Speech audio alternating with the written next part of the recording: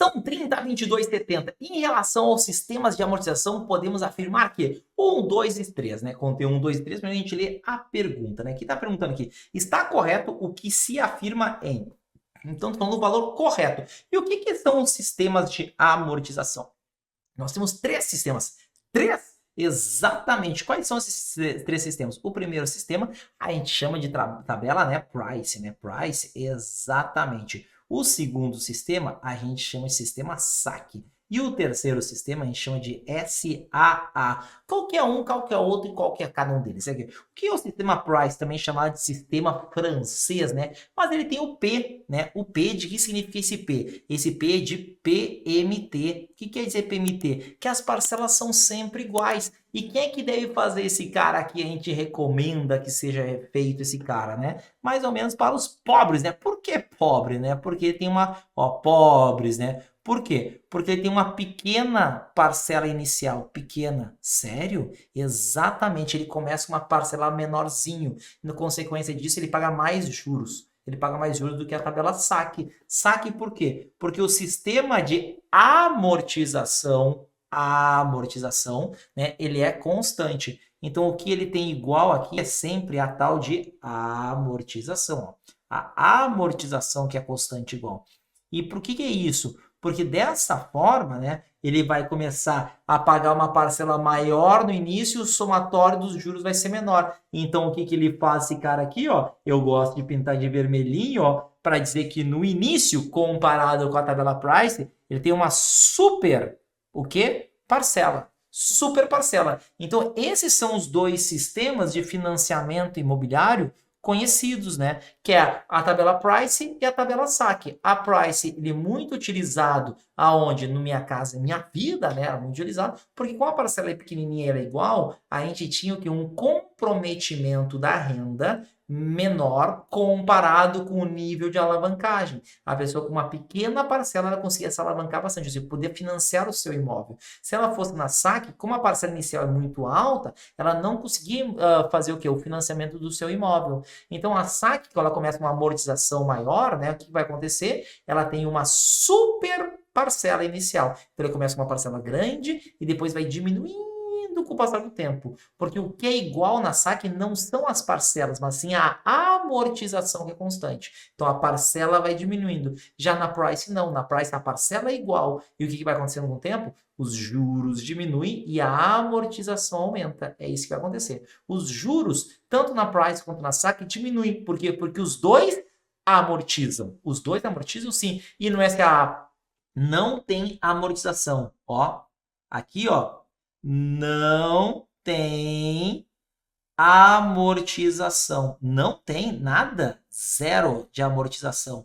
A amortização toda é no final. Ele paga apenas os juros. O sistema de amortização americano, ele é utilizado, né, principalmente aonde? No sistema do agronegócio, né? Então, o que acontece nisso aqui, muito utilizado? O que acontece? A pessoa pega um financiamento, R$1 milhão. Quanto que é os juros? 1% ao mês. Ele paga só os juros. Só os juros. Não diminui nunca? Não, não vai diminuir, não vai diminuir. No final do contrato, ele amortiza tudo. Ele paga toda a dívida, né? Ele paga pagando só os juros. Então, ele é o que tem a menor parcela de todos, né? Por quê? Porque ele paga só juros. A amortização é zero. Só que o somatório de juros que o SAA paga é o maior de todos. Meu Deus, que horrível! Não, não é horrível. São 3 sistemas diferentes. Porque imagine que você vai fazer um grande investimento. Então, comprar um imóvel, não é isso. Fazer um grande investimento com uma empresa. O que acontece? Você só vai ter o retorno financeiro da indústria, por exemplo, daqui a 5 anos. Então, como é que você vai diminuir a sua dívida se não está entrando dinheiro ainda? Você vai pagar apenas os juros pelo dinheiro que você pegou emprestado. Então, depois você, quando começar a entrar dinheiro do empreendimento que você fez, vai estar uma indústria e tudo mais, você vai amortizar esta dívida, porque você precisou do dinheiro por 3, 4, 5 anos. Então, é diferente os motivos que se tomam, mas eles não são iguais, são os 3 sistemas de amortização que nós temos. Então, olha só, o total de juros pagos da tabela SAA é maior que o total de juros pagos pelas tabelas Price e SAC. Verdade. Por quê? Porque no SAA não tem amortização. Ele paga apenas os juros. E com isso, o juro dele, como não diminui nunca a dívida, não diminui, os juros ele paga muito alto. No Price, na SAC, como você vai amortizando, você vai diminuindo o saldo devedor e os juros é sobre o saldo devedor, esse cara vai diminuindo sim, né? Então, é verdade sim que o SAA tem o maior somatório de juros, né? 2. A parcela inicial das tabelas Price, SAC e SAA são iguais. Não, não são iguais, são todos diferentes, né? Se diferenciando apenas pelos tipos de garantias a serem colocados. Falso. Essa 2 ela é falsa, né? Então, a 2 sendo falsa, a gente já vê que a resposta correta vai ser a nossa letra A, né? E 3. Clientes que desejam financiar um imóvel em até 10 anos devem escolher a tabela SAC. Não quer dizer isso o prazo qual que eu tenho que escolher. São motivos diferentes. A gente fala muito mais de Price e SAC pelo nível de alavancagem. Eu preciso de uma pequena parcela no início, né? Mas amortizando é a Price. Eu quero ter uma parcela muito grande para pagar menos juros, eu vou escolher a tal de SAC, né? Então não é por causa do prazo, 10 anos. Não tem isso que for 5 anos tem que ser outro e o X ou Y. Não. A gente tem que analisar isso, se eu tenho o poder, se eu quero pagar os juros, muitos juros, ou quero pagar menos juros, quero ter mais poder de alavancagem. Eu com uma renda X, eu quero comprar um imóvel muito mais caro, aí eu vou na Price. Eu quero pegar um imóvel mais barato porque eu quero pagar menos juros no somatório, então eu vou na SAC. Então a resposta correta para nós é aqui a nossa letra A de aprovado. Eduardo, sabendo que você é um profissional serviço, solicita uma reunião para sanar dúvidas a respeito da herança deixada pelo pai recém-falecido. Eduardo informa que o pai era viúvo e os únicos herdeiros seriam os 2 filhos, seu irmão Diogo e ele. Além disso, tanto Eduardo quanto Diogo possuem filhos. Desta forma, você poderia orientá-lo da seguinte maneira. Vamos desenhar aqui, né, o nosso caso aqui, né? Nós temos o quê? Nós temos o papai, né? O papai estava aqui, né? E o papai bateu as botas, morreu. Só que tem os irmãos, né? Os irmãos, na verdade, né? Ele tem os filhos, né? Que são 2 irmãos, né? Quem são esses filhos? Tá aqui, ó. O primeiro filho é o Diogo, né? E o outro filho é o Eduardo, que tá fazendo a consulta, né? Só que o seguinte, ó, o Diogo falou bem o seguinte, ó, o Diogo e o Eduardo, nós temos filhos, vamos ter filhos, ó. Vamos ter filhos, ó. Vamos dizer que o Diogo, né, tem aqui o 1, né, e o 2, ó, o 1 e o 2, o D1 e o D2, ó, pronto, né, para manter o respeito, né? E aí, né, o Eduardo vai dizer que ele só tem um filho, só tem um filho aqui, ó, o 1, aqui, o 1 vermelhinho, tá? Maravilha. O que está acontecendo aqui nesse exato momento? Os herdeiros são o Diogo e o Eduardo.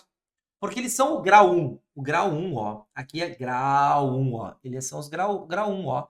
Para aqui, ó. Não tem. Já os netos são o grau 2. Grau 2. Beleza? Então fica no grau 1. Descendente grau 1. Maravilha. Vamos ver o que está dizendo as alternativas, né? Ó, letra A. Caso o Diogo queira beneficiar seus filhos com a herança deixada por seu pai, basta que ele renuncie à herança. Errado. Errado. Porque se ele renunciar a esta herança aqui, ó, o que vai acontecer? Toda a herança que ele iria receber vai ficar no mesmo grau. E quem que é o grau? O Eduardo. Então, tudo que ele iria receber vai para o Eduardo. Vai para o Eduardo. É isso que vai acontecer. Na renúncia, se ainda mantém o grau, a renúncia vai manter no mesmo grau aqueles valores, tá? Então, ó, com isso, seus filhos representarão errado, né? Errado, né? Vai para o Eduardo. B. Caso somente um dos irmãos renuncie à sua parte, o outro terá direito a 100% da herança. Exatamente isso que a gente acabou de falar. Vai tudo para o outro irmão. Letra C, porque está equivocada, né? C. Caso haja a renúncia de Diogo e de Eduardo, os filhos de Diogo representarão a sua cota à parte, 50%, e os filhos de Eduardo representarão os demais 50%. Errado, errado, errado, tá? Mas, Toro, não ficaria 50-50? Sim, só que o seguinte, ó. Quando os dois renunciam, o que vai acontecer? Não existe mais o grau 1, só vai existir o grau 2, não é isso? Exatamente isso. E aí o que vai acontecer? Este grau 2 não receberá a parte dos pais, não, porque se fosse 50-50, o filho, o D1 e o D2 iriam receber 25 cada um nesse caso, né? Beleza.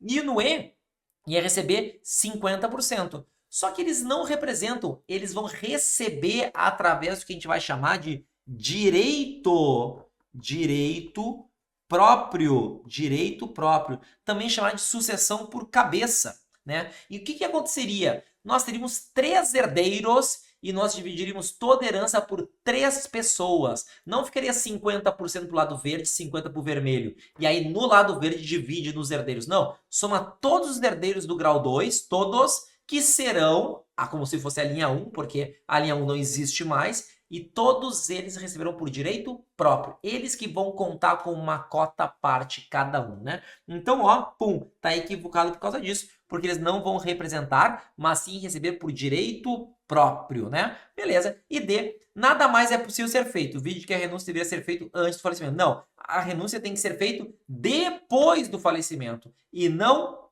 antes. Tem que ser depois. Não existe renúncia antes de ter herança, tá? Então isso aqui é equivocado. Resposta correta para nós, nossa letra B, B de Brasil. O investidor utiliza para sua carteira de investimentos a estratégia Constant Mix e possui as seguintes aplicações financeiras: 850 mil em LFT, Tesouro Selic, 300 mil reais em fundos multimercado, fim, acabou, não, quer dizer fundo de investimentos multimercado, e 250 mil reais em ETF e Ibovespa. Após o período definido para rebalanceamento, o Tesouro Selic valorizou 25%, os fundos multimercado valorizaram 30% e o ETF de Ibovespa desvalorizou 10%. Desta forma, para este investidor seguir sua estratégia, sua carteira deverá reduzir, aumentar e cada um está dizendo um percentual. Beleza, mas vamos entender o que é essa estratégia chamada, né, de Constant Mix. Constantemente irei mexendo, mas mexendo em qual lógica? No percentual que eu tenho da carteira. Sério? Olha só, vamos dizer que eu tenho uma carteira com 50% em renda fixa e 50% em renda variável, beleza?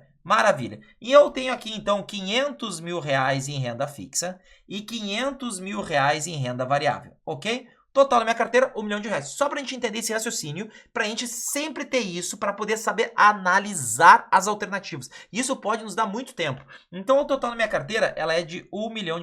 Maravilha? Maravilha. Vamos dizer que a carteira, a renda variável, ela triplicou de valor. Triplicou exatamente, que agora ela está valendo R$1,5 milhão. R$1,5 milhão, exato. E a renda fixa ficou no 0 a 0, nem subiu e nem caiu. Então eu mantive com os meus 500 mil reais. Perfeito, ok? O que acontece? Qual o valor da minha carteira agora? 2 milhões? 2 milhões de reais. 2 milhões de reais. Percebemos que os ativos valorizaram, né, 200% e triplicou o valor, porque se eu tenho 500 e eu ganho 100%, virá 1 milhão. Se eu ganho 200%, virá 1,5 milhão. Ok, valorizaram 200% e a renda fixa valorizou 0? Sim, perfeito. O que eu tenho que fazer neste exato momento? Eu tenho que deixar a carteira no equilíbrio de meio a meio, 50 a 50. Então, o que eu tenho que fazer? Eu tenho que resgatar, eu tenho que vender os ativos de renda variável, porque eu tenho mais do que 50%, e eu tenho que comprar, eu tenho que adicionar renda fixa. A partir disso, eu vou ter uma carteira de renda fixa de R$1 milhão e eu vou ter uma carteira de renda variável de R$1 milhão. Ou seja, eu reduzi renda variável e eu aumentei renda fixa. Perfeito? Sim, entendi. O que demonstra isso? Que se eu tenho o ativo que mais valorizou, eu vou ter que reduzir ele. Porque eu só não tenho que reduzir se a renda fixa também valorizar quanto? Valorizar 200%. Aí teria 1,5 milhão, 1,5 milhão. Aí eu não preciso mexer na carteira, que eu tenho 3 milhões de reais, um para cada um. Então, tudo no Constant Mix, eu sempre vendo os ativos que mais valorizaram e eu adiciono ativos que desvalorizaram ou que não cresceram ou que cresceram menos que os outros. Então, o que nós temos neste exato momento que perceber? Qual que desses ativos aqui mais valorizou? O que mais valorizou foi o multimercado, 30%. E qual que foi o que menos valorizou, o que deu prejuízo neste caso aqui? Foi o Ibovespa, desvalorizou 10%. Então, o que automaticamente a gente percebe? Que eu vou ter que reduzir fundo multimercado e eu vou ter que aumentar Ibovespa. Eu tenho que aumentar Ibovespa. E Tesouro Selic está mais para baixo e tudo mais. Mas provavelmente a gente vai ter que bem reduzir Tesouro Selic. Mas eu só quero que você olhe para o ativo que mais valorizou e o que menos valorizou e você saber que tem que compensar um pelo outro, como eu fiz aqui nesse exato momento. Diante disso, o que eu vou perceber agora? Que nas alternativas que eu tenho que aumentar fundo multimercado, eu vou eliminar. Porque ele foi o que mais valorizou. Então, a alternativa C, que é aumentar fundo multimercado, eu não posso fazer isso, porque eu tenho que reduzir. Ele foi o que mais valorizou. Então, ó, já temos eliminadas as alternativas C e a D. Simplesmente por compreender exatamente como está funcionando, né, o Constant Mix. Nossa, percebi este caso aqui, né? E a gente tem mais um detalhe, é o seguinte, se a gente perceber aqui entre as alternativas, a gente o quanto eu tenho que aumentar entre um e outro. E a gente vai perceber que, como eu tive uma desvalorização do Ibovespa e uma valorização muito agressiva no fundo multimercado, nessas devidas proporções aqui, e ainda por cima o Ibovespa é o que tem a menor quantidade de ativos, eu não vou poder aumentar apenas 4,44, porque eu não vou nem compensar, né, aquele percentual que ele perdeu. Eu não vou conseguir fazer isso. Então, automaticamente, olhando este problema, e eu tivesse o conceito, né, de proporcionalidade juntamente com o constante mix, eu já saberia que a resposta correta aqui seria a nossa alternativa B, sem precisar fazer cálculos por este conceito. Olhando que a alternativa C pede para aumentar 33,13% em ETF. Eu vou ter que aumentar bastante este carinha aqui, porque eu perdi muito ETF e eu tive uma valorização muito agressiva entre o fundo multimercado que eu tive aqui. Porque os demais ativos valorizaram, o Tesouro Selic valorizou ainda 25%, o fundo mercado valorizou 30%, boa parte da carteira cresceu.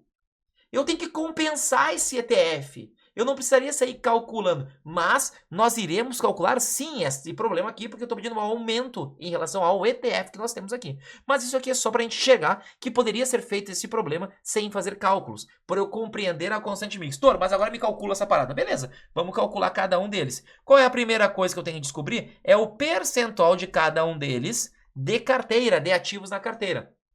Qual que é o total da carteira? Então vamos pegar aqui, trazer quem? Ela, HP. Vem cá, minha maravilhosa. Olha só. Eu tenho 850 mil reais ao total, 300 mil reais de fundos multimercado e 250 mil reais, né, de ETF. Eu tenho 1 milhão e 400 de total de carteira. 1 milhão e 400. O que eu preciso ver é a proporcionalidade de cada um desses ativos. ETF, fundo multimercado e a LFT. Então o que eu vou fazer aqui? Ó? Eu vou fazer o seguinte, ó. Eu vou pegar aqui no cantinho, ó, 1 milhão e 400, tá? E eu vou fazer o seguinte, ó. Eu tenho no meu primeiro caso aqui, ó, vou fazer até um pouquinho mais para cima, né, pra gente poder ter espaço aqui, para poder ver cada um desses aqui, ó. Eu tenho a LFT, ali é o primeiro caso, né? A LFT, quanto que é? 850 mil reais. Como que eu vejo a proporcionalidade? Eu tenho duas maneiras de ver a proporcionalidade. Duas? Sim, eu posso pegar os 850 mil reais e dividir por 1 milhão e 400. E aí eu acho a proporcionalidade quando eu faço isso, ok? Então tá, então eu vou primeiro essa maneira aqui que eu estou fazendo aqui para você ver. Então, 850 mil, que é um pedaço da totalidade, enter 1 milhão e 400 divide 0,61. Aí se eu inverter, Toro, o número fica maior que 1. E a totalidade de qualquer coisa é 1, é 100%. Eu tenho uma carteira, eu não tenho uma carteira e meia. Então o número sempre na divisão aqui, eu tenho que ter um percentual menor, tá? Então isso aqui já é uma dica aqui pra gente ver, pra gente não errar. Tá? Então o teu C0,61. O que quer dizer isso, né? Se eu botar em porcentagem vezes 100, dá 60, duas casas, 71%. Então a nossa LFT, eu tenho de carteira 60,71%. Percebeu que eu tive que multiplicar depois por 100? Sim, Toro, eu percebi e tudo mais. Só vou fazer um mais bonitinho aqui na minha letra, né, que nós temos. Então eu tenho 60,71%. Como que eu poderia ter feito isso? Eu primeiro boto a totalidade que se tem, né? 1 milhão e 400, ó. 1 milhão e 400, a totalidade, 100%. Depois eu boto quem eu quero descobrir. 850 mil percentual T, ó. E eu descubro que é 60,71, já me vem em porcentagem. Ou seja, em vez de fazer cima dividido, eu boto primeiro este cara, o de baixo, e depois eu encontro sempre os de cima, tá? Acaba sendo mais rápido, né? Quando a gente quer descobrir os devidos ativos e tudo mais, quando tem vários cálculos. O fundo multimercado, como é que eu tenho? Eu tenho lá os 300 mil, né, que eu quero descobrir. Então, eu vou fazer por percentual T, tá? Essa teclinha me dá a porcentagem ao total, uma totalidade e tudo mais, tá? Beleza. Então, eu vou botar aqui 1 milhão e 400, enter, 300 mil, percentual T, deu 21,43. 21,43. Esse é o nosso carinha que nós temos aqui. A proporção que nós temos. E o último amiguinho que nós temos aqui, né? Ele é o quê? Ele é o ETF. É o ETF, exato, tá? E eu vou botar aqui, ó. Vou botar esse aqui, os 250 mil, não, né? 1 milhão e 400, enter, 250 mil, percentual T, deu 17,5%. 0,86. Essa é a minha carteira, essa é a carteira do nosso investidor, tá? E por que isso é importante, esses números? Como a gente conversou ali no início, né? Esse é o percentual que toda vez que eu for rebalancear, eu tenho que deixar essa carteira assim.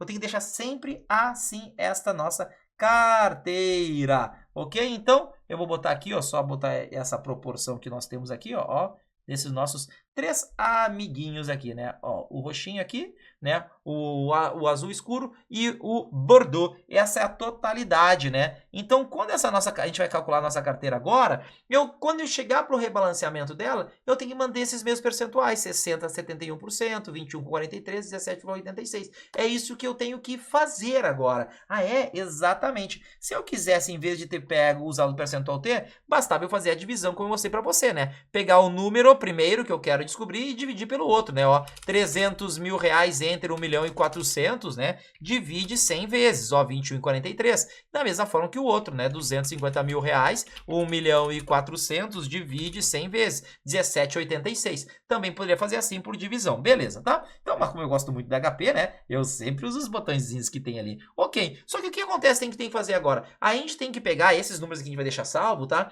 É saber quanto que eu tenho agora em LFT. Quanto que a LFT cresceu? Os 850 mil. Cresceu 25%. Então, este carinha, eu tenho que crescer 25%. Então, eu vou botar aqui embaixo os novos valores, tá? Então, a LFT, que vai ficar em roxo, ó, LFT, após o seu devido crescimento de 25%, ó, eu tenho quanto? 850 mil reais, 25% mais, dá 1.062.500 reais, ó. 1.062.500. Esse é o nosso carinha, né? Vou apagar esses vermelhinhos aqui, né? Só porque não precisamos mais deles aqui, tá? Então, era só para saber que não poderia ser nem a D, né? E nem a C por causa desse motivo do fundo multimercado. Ok, já tem esse primeiro número. Agora eu tenho o nosso segundo número. Qual que é o nosso segundo número? Fundo multimercado. Vamos aqui, o fundo multimercado. O que aconteceu com o fundo multimercado? Ó, vamos pegar ali, ó. Eu tinha 300 mil reais, ó, 300 mil, enter, e eu vou crescer quanto ele? Aqui, ó, 30%, ó. 30%, e eu clico o botão mais na HP, né? Porque eu vou adicionar esse dinheiro na linha total, ó, 300 mil, 30%, mais eu tenho agora 390 mil em fundo de investimentos multimercado, ó. 390 mil reais. E agora, por último, né? Eu tenho o quê? Eu tenho ali, eu botar ali o ETF, ó. ETF. Quanto que eu tenho de ETF? Eu tinha 250 mil, né? 250 mil reais, enter, e ele desvalorizou 10%. Então, eu vou fazer 10% menos, ó.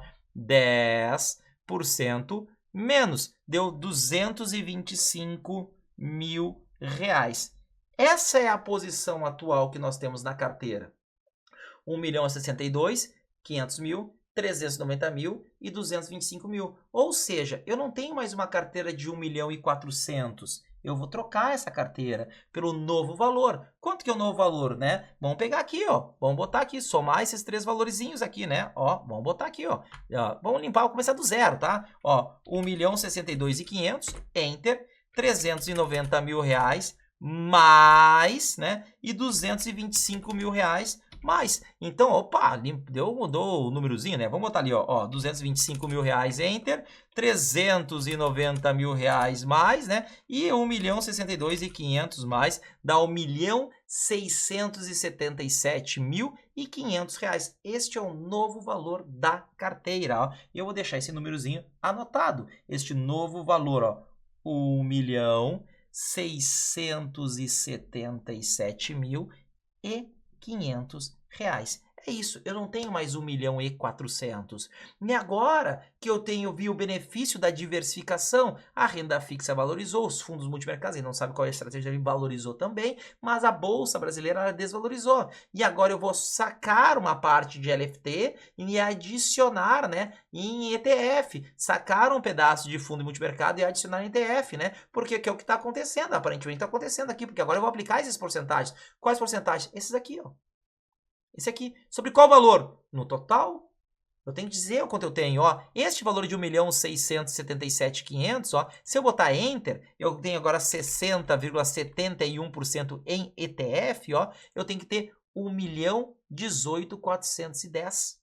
Então, de fato, eu estou reduzindo, né? Eu estou reduzindo para qual número, ó? Vou botar aqui, ó, 1.018 ponto, né, 410. É isso que eu tenho, com 25 centavos e tudo mais. Então, aqui é um arredondamento e tudo mais. O segundo carinha que nós temos aqui, ó, é 1.777.500, Enter, e eu tenho que aplicar 21,43. 21,43 porcentagem, que ela quer em porcentagem, ó. Pronto, ó. Dá 359.488. Então, agora, o valor do fundo multimercado é 359.488. 488. Provando que nos dois casos nós tivemos redução, ó. Reduzir LFT, reduzir 2,62, reduzir fundo multimercado, reduzir fundo multimercado. Beleza, agora eu reduzi só 1,82%, de 390 para 359, reduzir só 1,82%, não, né? Reduzir muito mais. Então, dá pra perceber que não precisa sair calculando esses carinhas aqui, né? Ó, e agora o último, nosso último amiguinho, que eu tenho o quê? Eu tenho 1.677.500 e eu tenho que deixar em 17,86%, o tamanho da carteira, 17,86%, que eu tenho 299.601 reais, ó. 299 mil, né? Ó, 299 mil. Bota aqui, ó, 299, né? 299.601. E é claro, né, que na vida real, quando você tem esses números, você ia deixar ali o percentual com o cliente, tudo mais, seria um cliente assim, ó, tá, números quebrados, ó, vamos deixar 300 mil aqui, 360 ali, arredonda o outro ali, então você faz alguns arredondamentos na vida, mas perceba que você tem que aumentar de 225 para 229, a pergunta é quanto que você tem que aumentar? Quanto? Então, daqui para cá, como é que você faz? 225, Enter, e 299, e você clica numa teclinha chamada assim, ó, variação percentual. O quanto tem que variar de um para outro, ó. Então, aqui, ó, vou botar nesse exato momento, 225, ó, Enter, 299.601, variação percentual. Dá 33,16%. Ó. Nossa, deu 33,13%. Sim, mas que há arredondamentos e tudo mais. Então, quando você quer saber de um para o outro, você bota o 225 para este cara aqui. Ó, porque a pergunta é aumentar em 33,33%. Se eu dissesse para você, tem que dobrar o ETF, eu tenho que aumentar 100% em ETF. Eu tenho 229, eu tenho 225, eu tenho que botar lá para o novo número, né? O novo número que eu vou ter ali, né? Porque diminuiu os nossos devidos numerozinhos ali em cada um deles, né? Eu tinha 250, tô com 225. Agora com 225 ir para 299, eu tenho que aumentar este número 33%. É esta pergunta que estão fazendo, porque eu também tenho que saber exatamente qual que é a pergunta que está sendo feita. Ó, ele está falando, ó, para este divisor seguir a sua estratégia, a sua carteira deverá reduzir LFT em 4,14, reduzir o fundo multiplicado em 7,83, aumentar a ETF em 33,8, sim, eu tenho 225, eu tenho que ir para cá, tem que aumentar 33,16, e assim eu faço em todos eles, ó, para ver se o número bate, né? Ó, 390 mil, Enter, 359.488, variação percentual. Quanto que eu tenho que variar? Quanto que eu vou ter que variar? 7,82. Ou seja, reduzir 7,82, reduzir 7,83. E aí, porque dentro é um número negativo, né? Ó, e 1.062.500, Enter, 1.018.410. Variação percentual. Quanto que eu tenho que variar de um para o outro? Vai dar 4,15, 4,14. Então, a gente percebe, de fato, né, que a nossa alternativa B, ela é a correta. E aquilo que a gente conversou inicialmente, né? Como as respostas, né, acabavam sendo, né, bem claras em relação a C e a D, que era ali, a gente eliminava as alternativas, e as demais, a gente viu um crescimento muito grande no Tesouro Selic, um crescimento muito grande no fundo mercado, e uma queda no ETF, a gente teria que fazer uma compensação muito grande, uma compensação de 33%, para chegar nos devidos valores aqui e tudo mais, né? Mas, só com essa primeira análise, a gente conseguiu eliminar 2 alternativas, e talvez pudesse eliminar até 3 alternativas, não precisa ter feito cálculo nenhum, mas é importante você criar este raciocínio sobre esses tipos de problemas, ler qual é a pergunta correta em relação a isso, e a gente utilizou as 3 teclas de porcentagem. Uma para saber o percentual da carteira, que é a porcentagem em si, o quanto varia, e o outro com o percentual T, né, com a sua devida divisão. Então a gente utilizou todas as teclas de porcentagem neste problema aqui. Mas aqui, né, no final, né, a gente percebeu que também, quando as variações são grandes, não precisaria chegar a apertar botões no final aqui para chegar no número só para ter a certeza e tudo mais, né? Às vezes é importante a gente ganhar tempo dentro de uma prova, né? Então, resposta para nós, nossa letra B, B de Brasil. Tatiana, residente brasileira, comprou 10 mil ações de uma empresa americana nos Estados Unidos por $100 mil, com a utilização de rendimentos oferidos originariamente em reais. Na data da compra das ações, o dólar Petax era cotado por 3,8713. Após 4 meses, Tatiana vende toda a sua posição pelo valor de $15 cada ação. Sabendo que no período da venda das ações da Petax estava em 4,3713, o imposto de renda devido por Tatiana é de quanto? O que que acontece, né? Primeiro ponto aqui, né? Até para a gente poder começar aqui, nós temos a Lei 14.754, né? De 2023, que ela fala sobre a tributação dos principais pontos dessa legislação, né? Ela fala sobre a tributação em valores mobiliários no exterior, né? Mobiliários é exatamente, né? Porque essa legislação, né? Ela não tá focando tanto, assim, por exemplo, em ganho de capital em imóveis, essas paradas, não. Ela fala sobre valores mobiliários. E qual que é o detalhe? O detalhe é que aqui ela transformou toda a alíquota de todos os valores mobiliários que você que tá fazendo lá em rendimentos, em renda fixa, em ações, né? Qualquer das paradas aí, né? Vai ser de 15%. E o outro detalhe é que todo o teu cálculo, ele é baseado em reais, tá? E não faz diferença se esse dinheiro tem a origem dele em reais ou se a origem dele é do exterior, tá? Então não faz diferença. Ah, eu tenho dinheiro aqui dos meus reais, aqui comprei dólar e mandei pro exterior. Ou eu tava lá, joguei numa Mega Sena dos caras lá, ganhei um prêmio e a origem dos meus dólares é uma origem do exterior. Não faz diferença. Antes dessa lei fazia assim, tá? Mas aqui não faz. Então basta a gente saber qual que é o custo de aquisição dessas ações, né? Então, o que que acontece? Ela comprou essas 10 mil ações por $100 mil. No entanto, a Petax daquele período estava em 3,8713. Então, eu vou trazer minha HPzinha aqui, ó, para fazer o quê, né? Quanto é que custou essas ações aqui, o total, né? Ó, $100 mil a 3,8713. Eu multiplicando, o meu custo de aquisição dessas ações, ela foi, ó, ao total em reais, R$387.130. Esse foi o meu custo de aquisição. E o meu valor de venda, que eu também tenho que fazer em reais, eu preciso pegar essas 10 mil ações e multiplicar por $15, que é isso que ela vendeu, na verdade? É exatamente, olha só, 10 mil ações por $15. Ela vendeu toda a posição dela, ó, ela vendeu aqui, ó, por $150 mil.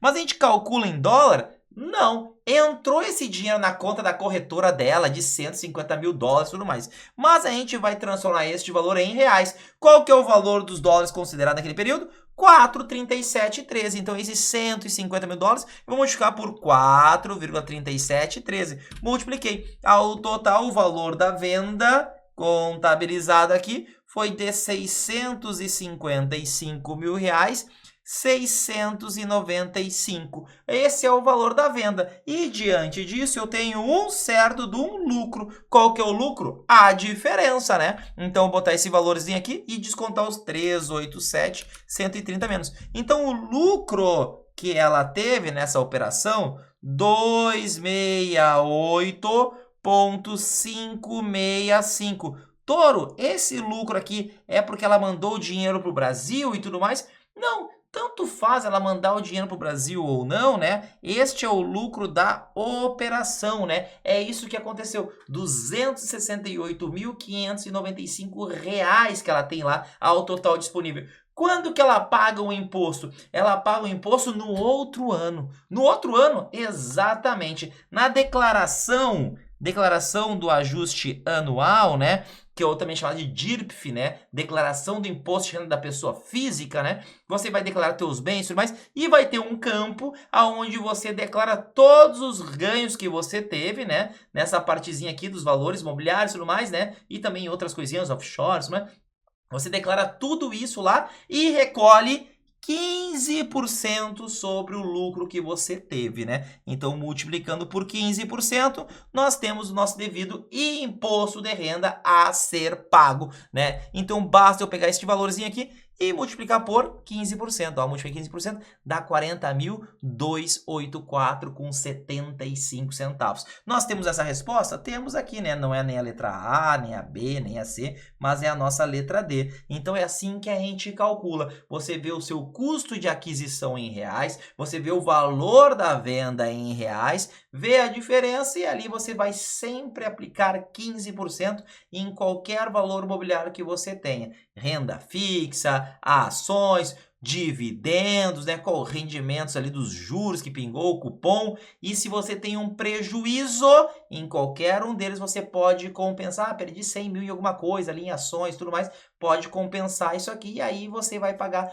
o imposto de renda. Se soma todos os lucros e prejuízos que você teve ali nesses valores, você vai lá, olha o valor que você teve de lucro e aplica sempre 15% uma vez por ano nessa declaração de ajuste anual. Antigamente, antes da Lei 14.754, tinha que fazer isso todos os meses. E aí, quando era dividendo, era um tipo de tributação. Quando era uma parte, quando era ganho de capital em ações, era outro tipo de tributação e tudo mais. Mas isto aqui, este valor de 15% é para valores mobiliários, offshores, né? E existe um carinha chamado trust, existe outros carinhas assim. Mas imobiliário não entra nesta regra aqui. Resposta correta para nós, nossa letra D, D de Dinamarca. Considere as seguintes afirmativas a respeito da estratégia Event Driving para a gestão de carteiras de renda variável 1, 2 e 3, né?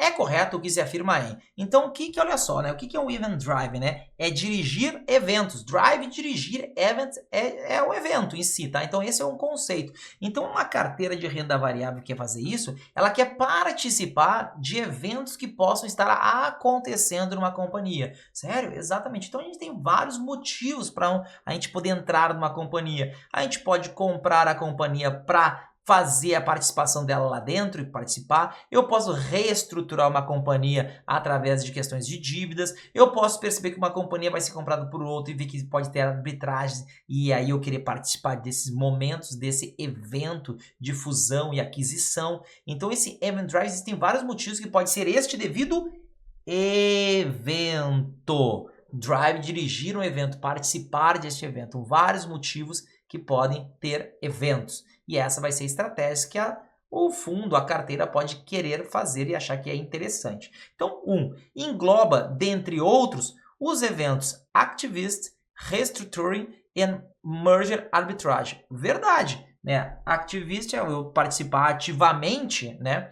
Ativamente disso, ok? Restructuring quer dizer o quê? É reestruturar as empresas. Verdade, às vezes as empresas estão quebradas, vai lá, compra a empresa, bota dinheiro na empresa, paga dívida, consegue renegociação e bota a empresa de novo, salvar a empresa. Merger, arbitragem, que isso aqui lembra muito a merger acquisition, né? Fusões e aquisições, mas através de uma arbitragem. A arbitragem, exatamente. O que acaba acontecendo? Imagine que nós temos duas empresas, para a gente falar do Merger Arbitrage, tá? O MA, tá? Vou botar aqui MA, essa estratégia aqui. Tecnicamente, o que acontece normalmente falando? Nós tínhamos uma empresa A e nós tínhamos uma empresa B. Legal. Uma empresa A e uma empresa B. E aí essa empresa A, ela compra a empresa B. A empresa A faz uma oferta de comprar a empresa B. O que acaba acontecendo? Acaba acontecendo que quando essa empresa A vai comprar outra, ela vai disponibilizar o seu capital dinheiro para comprar essa empresa. Verdade? Verdade, é isso que vai acontecer. Ela vai tentar pegar esta empresa B, muitas vezes, e botar dentro da sua empresa A. Sério? Exatamente, às vezes acontece isso aqui. E aí, o que acaba acontecendo na bolsa de valores dessas empresas? A empresa B, alguém precisa vender as suas devidas ações. Então, essa empresa B acaba se valorizando com o tempo. Valorizar. Só que essa empresa A, ela acaba muitas vezes se desvalorizando. Desvalorizando por quê? Porque ela vai perder caixa, essa empresa muitas vezes paga um preço que pode ser às vezes caro, mas se for barato, mas vai ter um problema de cultura, de botar toda essa empresa para dentro do A, e vai levar um tempo de maturação de toda essa operação. E do B, dinheiro na caixa, entrou dinheiro, valoriza para pagar talvez mais caro, fiz uma oferta por R$10, os acionistas não aceitam, querem 12, 13, 15 reais. Então, o que acaba acontecendo nas estratégias do merger arbitrage é, as pessoas virem e comprar essa empresa que tende a valorizar e vender a outra, porque é uma arbitragem. A segunda é quando eles veem uma distorção muito grande, operar em cima disso. Mas é um evento que ocorreu de uma empresa comprando a outra. Isso é uma estratégia de merger arbitrage, tá? Então, essas são as devidas ideias. Então, isso aqui, essa primeira, ela é verdadeira. Então, A1 é verdadeira, então A2 não pode ser verdadeira nesse nosso carinha aqui. De jeito nenhum por causa disso, tá? Então, 2, que nós temos aqui. Explorar ineficiências do mercado, né? De mercado antes ou depois de uma fusão ou aquisição é uma estratégia denominada activist. Não, né? Não é esse cara, ó. Não é fusão ou aquisição, sim. Ineficiências não quer significar arbitragem? Exatamente. Então, isso é exatamente o MA, o Merger Arbitrage. Este cara aqui é um Merger Arbitrage. E não, né, como ele falou, que é um activist. Isso aqui está equivocado. Então, essa 2 aqui, ela é falsa. Então, se a 2 ela é falsa, a gente já elimina aqui nossa letra A e nós já eliminamos a nossa letra D. E aí, com certeza, acabou tendo apenas a nossa letra C. A ação tomada por uma empresa para modificar drasticamente aspectos financeiros e operacionais da companhia é conhecida como restructuring. Exatamente, é reestruturar. Reestruturar uma empresa. Como é que a gente vai reestruturar? Modificar drasticamente aspectos financeiros. A empresa está toda quebrada, devendo para Deus e o mundo. Vai lá alguém, compra a empresa, injeta capital nela para reestruturar todas as suas dívidas e tudo mais e tentar salvar essa companhia. Muitas vezes pagam centavos por uma empresa dessa que está devendo tudo. E aí algum sócio sai, paga um pedaço por ele, tira um pedaço da empresa depois, faz algum acordo. Mas a ideia é comprar a companhia para poder fazer uma reestruturação dela. Isso aqui está tudo certo. Essa aqui é exatamente esse tipo de estratégia. Então, a resposta correta para nós é a nossa letra C, C de coração. 645. Felipe, engenheiro civil, 33 anos, costuma realizar investimentos seguindo as recomendações da casa de research XYZ. Em uma conversa com seu amigo Marcos, né, ele diz que realizou 3 investimentos através dessas recomendações, mas apenas uma deu certo. Nesta mesma conversa, o Marcos informa a Felipe que está seguindo as recomendações de uma outra casa de research, né? A ABC, né? Realizando 5 investimentos através dessas recomendações e todas deram certo. Com base na informação que Marcos passou, Felipe toma a decisão de seguir as recomendações da casa de research ABC, a mesma que Marcos está seguindo. Segundo a teoria de finanças comportamentais, este investidor foi influenciado pela heurística de qual? Meu Deus do céu, qual que foi que esse cara está fazendo aqui? Meu Deus, o que está acontecendo? É o seguinte, ó. O que quando a gente pega as coisas do passado e acha que vai continuar acontecendo, e aí a gente utiliza isso? Isso aí é representatividade. Mas Touro, ele deu uma informação recente. Mas Touro, quando ele viu coisas boas, ele quer e agora ruim ele não quer. Mas Touro, ele está seguindo um amigo, então é feito uma... Não. Porque são as alternativas que nós temos aqui. Qual é o motivo? Qual é o motivo, né, que esse nosso amigo tomou a decisão? O motivo é o seguinte, ele viu que, ao total, teve quantos acertos no passado? Quantos acertos? 5. Ó, teve a primeira, deu check. A segunda, deu check. A terceira, deu check. A quarta deu check e a quinta deu check. E eu disse, meu Deus, esses caras são muito bons. Esses caras são muito bons. Então, se esses caras são muito bons, na sexta, na sétima e na oitava, o que ele acha na cabeça dele? O que ele acha? Ele acha que como o passado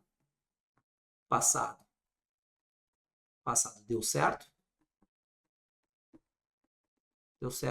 aqui vai dar check, aqui vai dar check e aqui vai dar check. É isso que ele acha que está fazendo. E por isso que ele vai trocar. Esse é o motivo.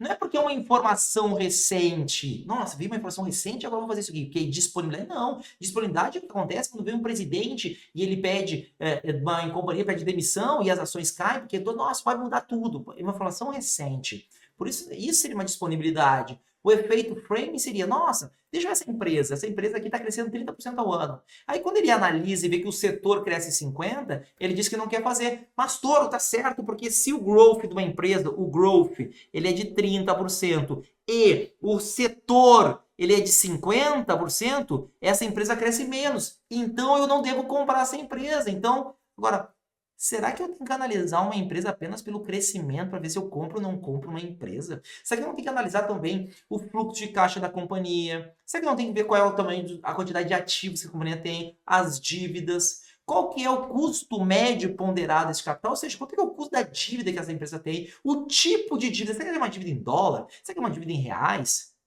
Então, não é apenas o crescimento, o setor. Quando eu olhei uma coisa boa, crescer 30% ao ano é uma coisa boa. Verdade. Quando eu vejo que o setor cresce 50% ao ano, eu disse, nossa, é uma coisa ruim. E aí eu não quero. Mas não é apenas com essa decisão que eu deveria tomar a decisão de comprar ou não comprar uma companhia. Então, quando eu tenho essa comparação, aí é o efeito framing, o efeito de estruturação de pergunta. E um efeito manada, que tem muita gente fazendo. Muita gente fazendo. E é por este motivo de ter tanta gente fazendo que eu também vou fazer. Todo mundo está investindo em bolsa. Meu Deus, eu não estou investindo em bolsa, vamos seguir em bolsa. Todo mundo está investindo em criptoativos. Né? Todo mundo tem que ir lá também. Então, essas são as diferenças. Agora, ele pegou o passado, que foi os acertos da casa de research, a casa que vai uma casa de análise, e ele acredita que vai continuar acertando no futuro. Então, isso é representatividade. Então, a resposta correta para nós aqui não é efeito manada, não é efeito frame, né? Não é disponibilidade, mas sim a representatividade. Resposta correta, nossa letra C, C de coração. Neto, planejador financeiro CFP, atende uma base de clientes de aproximadamente 80 investidores. Um desses seus investidores fez uma denúncia a planejar, dizendo que Neto informou ser especialista em direito tributário internacional, sendo formado nos United States of America, ou seja, nos Estados Unidos, o que não é verídico. Faltou com honestidade, hein? Nos autos da Planejar, já constava que Neto era reincidente em relação à infração dos princípios éticos, mas sendo por outro motivo. Diante das alternativas abaixo, Neto deverá ser penalizado da seguinte forma. O que acontece, né? Ele foi lá, ele mentiu e tudo mais, né? Nós temos alguns princípios, né? Algumas regras que quando você infringe, ele é considerado gravíssimo. Gravíssimo? Sim. Quais são elas, né? Eles estão dentro dos princípios 2, que é o da integridade, o nosso princípio 4 da imparcialidade e o nosso princípio 7 da confidencialidade. Ali nós temos alguns que são gravíssimos. É exatamente isso, tá? Então, dentro do princípio da integridade, o que é gravíssimo que você tem, né? É você fornecer, direta ou indiretamente, informação falsa sobre o que você sabe fazer. Ou seja, você está sendo ali, né? Você está mentindo da sua qualificação e tudo mais. E mentir é uma coisa gravíssima, né? Imagina, ele está falando que ele sabe tudo, que ele é um especialista em direito tributário, o que não é verdade, o que não é verídico, ó. Isso aqui ele está mentindo e tudo mais, né? Então, e outra maneira de você ser tratado de uma forma gravíssima, o que ele é? É tu incorrer em conduta desonesta, fraudulenta, enganosa, né? Falsa. Isso tudo entra dessa maneira aqui também, né? Então, isso é gravíssimo, gravíssimo, gravíssimo, gravíssimo, né? E nós também temos, né, dentro dos outros princípios, né? Esse aqui é o da integridade, que ele faltou aí, integridade, né? Integridade. Nós temos outros dois que podem ser considerados gravíssimos também, né? Que é o chamado da imparcialidade. O da imparcialidade é quando você ali, né, Tem que evitar conflitos de interesse, mas o que eles consideram gravíssimo é quando você não está segregando o patrimônio do cliente do seu próprio patrimônio. Não, deposita aqui na minha conta que eu vou cuidar do teu dinheiro. Tu não tá separando o dinheiro do cliente do teu dinheiro. Ah, mas tem uma planilhazinha do Excel. Não, tu mandou ele botar o dinheiro na tua conta.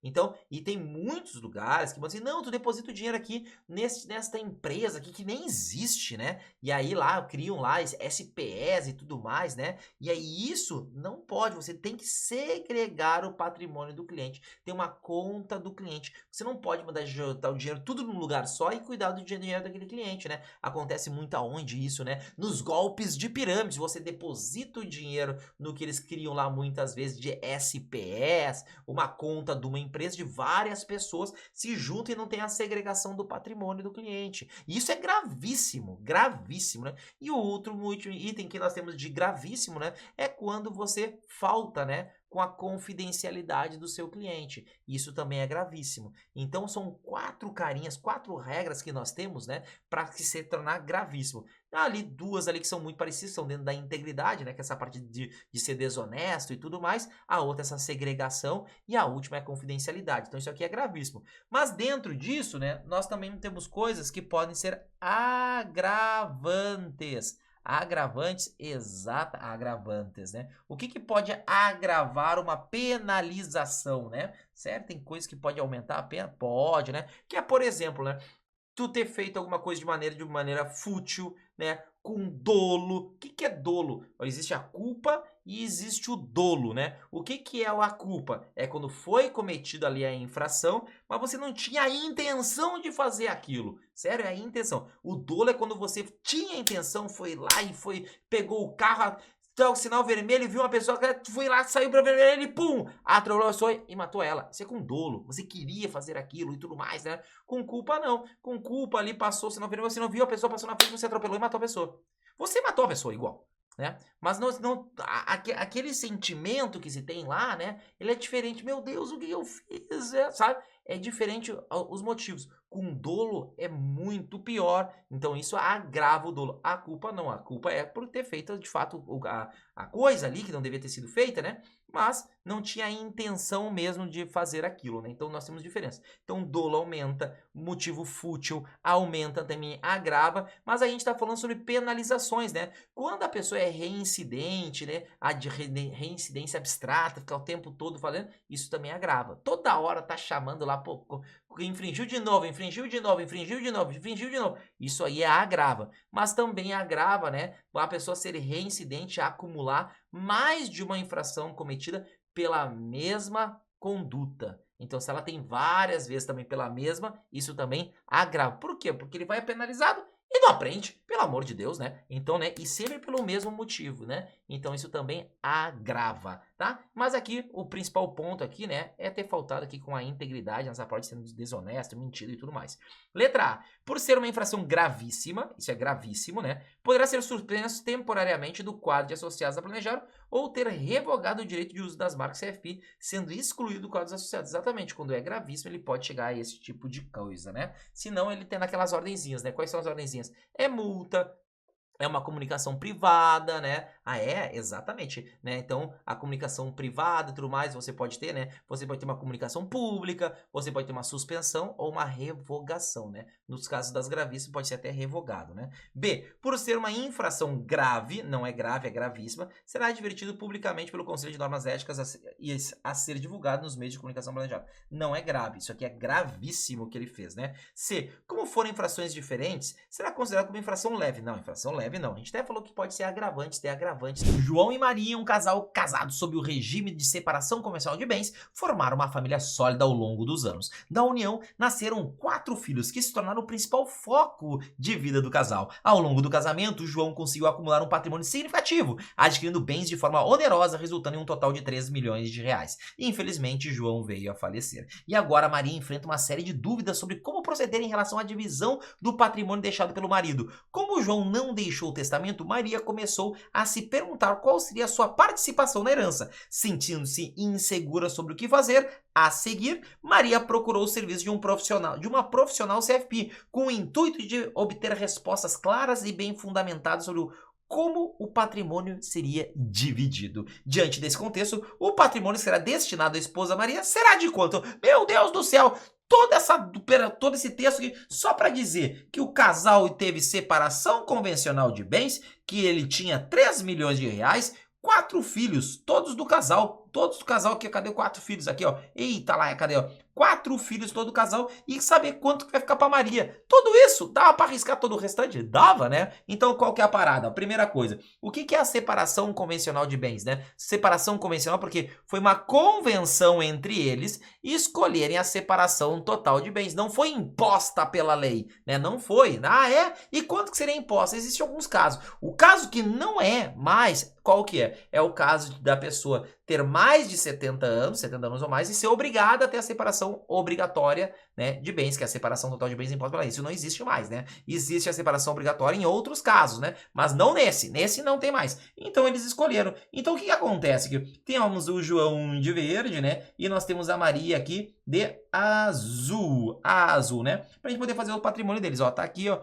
o João e tá aqui a Maria, tá? Beleza. O que acontece, né? Nós temos ao total a parte cadê aqui, ó, dos bens particulares, e nós temos aqui dos bens particulares dele. E os bens comuns, Toro? Não tem bem comum. Por quê? Porque a separação total de bens, separação convencional, se separou os bens, não tem nenhum bem que seja bem comum. Então esses 3 milhões de reais, eles estão aqui, ó, nos bens particulares. E a parte da Maria não importa, porque não foi ela que morreu, não importa, foi ele que bateu as botas.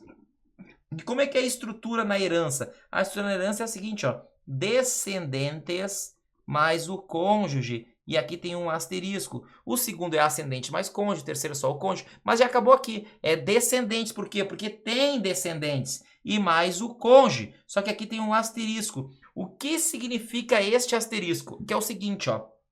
O asterisco fala que quando tiver a separação, a dissolução do matrimônio, né, vai ter que fazer a tal da meiação. Neste caso, tem meiação? Não. Por quê? Porque não tem bens comuns. Mas vamos dizer que tem essa parte douradinha de um lado e douradinha do outro. Tá vendo? Ó? Sim, o que se faz isso? Se tinha 1 milhão ali, é 500 mil para cada um. Beleza. Esse asterisco, nos principais casos, diz o seguinte, ó, que nesta parte aqui, ó, que toda a caixinha verde vira o espólio, 3 milhões mais a parte douradinha, que neste caso é 0, mas nessa parte douradinha, o cônjuge não tem direito, somente os descendentes. Mas esse asterisco só surge para com os descendentes. Com ascendente não existe, o cônjuge é herdeiro também. Mas então isso aqui não nos interessa, porque não tem nada. Agora, nesta outra parte aqui dos bens particulares, o cônjuge é herdeiro? Sim. Ela é herdeira? Exatamente. E quantas pessoas nós temos? Vamos fazer o desenhozinho aqui? Vamos fazer o desenhozinho.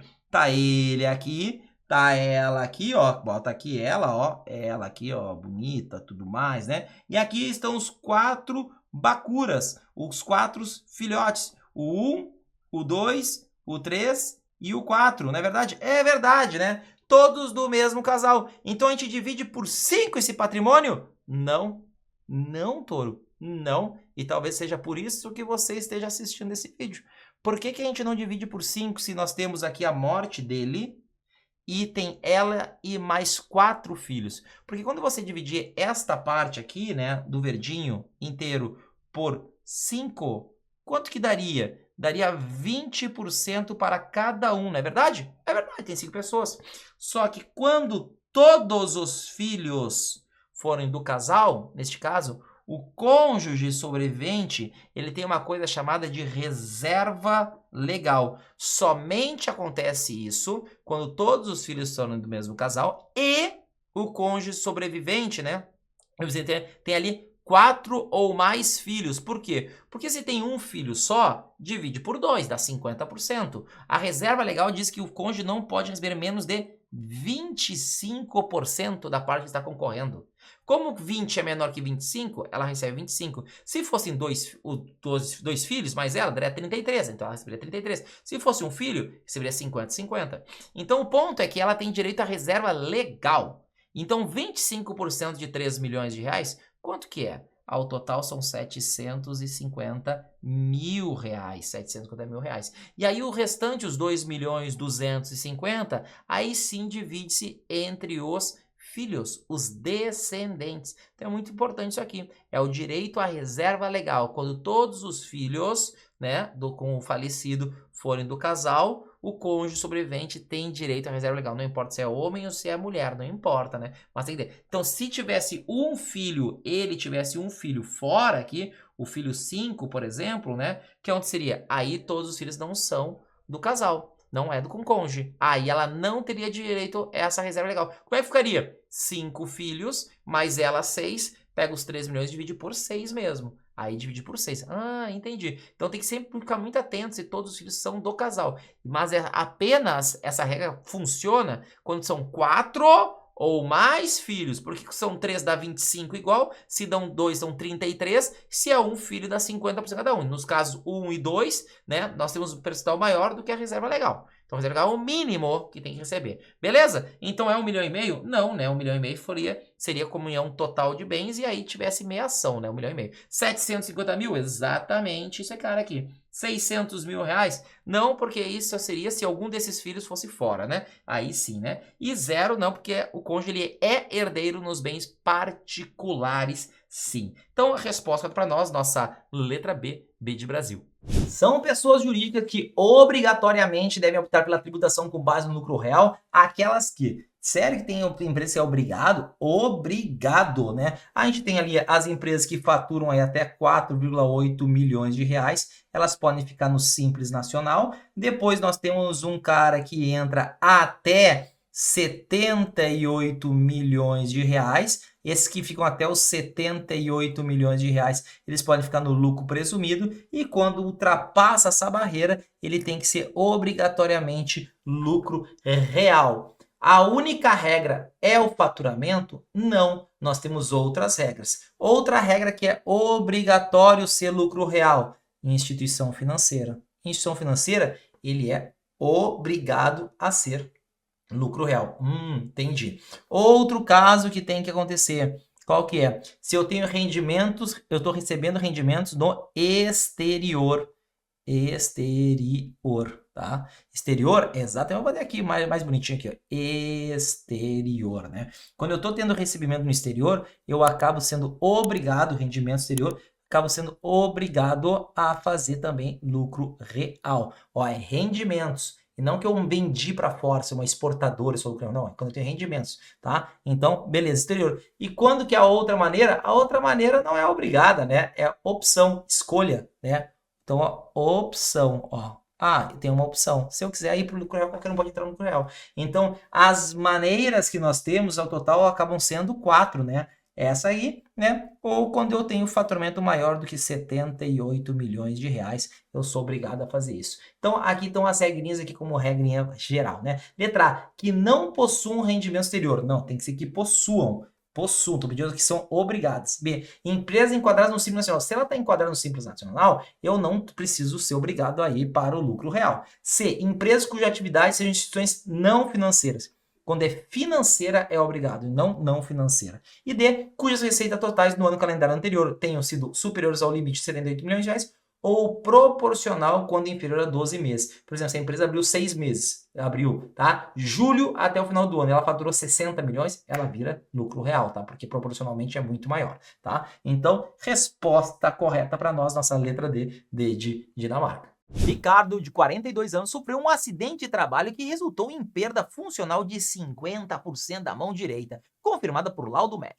Ele possui um seguro de vida com cobertura de invalidez permanente por acidente, um IPA. Considerando as regras da SUSEP para indenização parcial em caso de invalidez, é correto afirmar que... Então vamos lá, ele tem invalidez permanente por acidente. Ele sofreu um acidente? Sofreu um acidente, né? Ele tem uma invalidez? Sim, mas é perda funcional. E isso aqui é permanente, mas não é total que ele teve ali, né? Então, como não é total, ele vai receber uma proporção. Como é que funciona essa proporcionalidade, Existem duas maneiras. Quais são essas duas maneiras? Uma delas é se for descrita na apólice, né? Então pode estar escrito nas condições gerais lá da apólice e tudo mais, tá? E a outra, caso não esteja descrita nas condições gerais, como que vai ser pago, qual que é a análise e tudo mais, né? O que pode acontecer, né, é seguir uma tabela da SUSEP. A SUSEP tem uma tabela de orientação para ali caso que aconteça. Ah, se for mão é de tal maneira, se for as duas mãos é outra maneira, se é um olho é tantos por cento, se são os dois olhos, fica cego todo, é outra cor. Então, ele tem uma tabela também, né, esse caso aqui, tá? Então, vamos lá. Letra A. Ricardo receberá 100% do capital segurado, pois a invalidez permanente, mesmo parcial, gera direito à indenização integral. Não gera integral, né? Vai ser parcial, né? Porque ali é só quando é o total. B. Ricardo não receberá nenhuma indenização, pois a cobertura de IPA exige perda total da função do membro. Não vai ser essa questão de não receberá. Ele vai receber uma questão proporcional, né? C. Ricardo receberá indenização proporcional ao grau de redução funcional com referência na tabela que a seguradora estipulou nas condições gerais, verdade, ou na que é fornecida pela Superintendência de Seguros Privados, SUSEP. Exato. Se não está aqui, vai acabar seguindo a da SUSEP, né? E D. Ricardo deverá aguardar até que a mão perca 100% da função para então solicitar a indenização, pois a cobertura não se aplica a casos parciais. Equivocado, também na mesma linha ali, né? Como se estivesse falando ali, parecido ali com a A e com a B, mas dizendo, ó, aguenta a mão. Quando perder toda a mão, aí tu aciona, né? Isso aqui tá equivocado. Com isso, resposta correta para nós, nossa letra C, C de coração.